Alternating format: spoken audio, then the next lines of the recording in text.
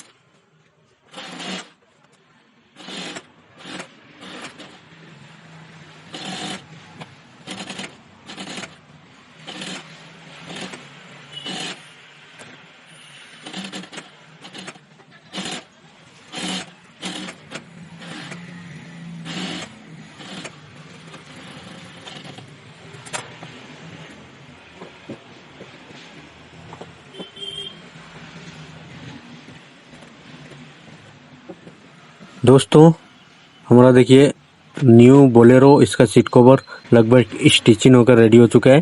तो चलिए हम आपको फिटिंग दिखाते हैं, ये फिटिंग किस तरह करते हैं। तो देखिए फिटिंग कर रहे हैं, देखिए किस तरह फिटिंग कर रहे हैं। देखिए बकेट फिटिंग है। तो फिटिंग होने के बाद हम आपको गाड़ी में इंस्टॉल करके दिखाएंगे इसका किस तरह लुक आया हुआ है। तो चलिए हम आपको फिटिंग करने देते हैं।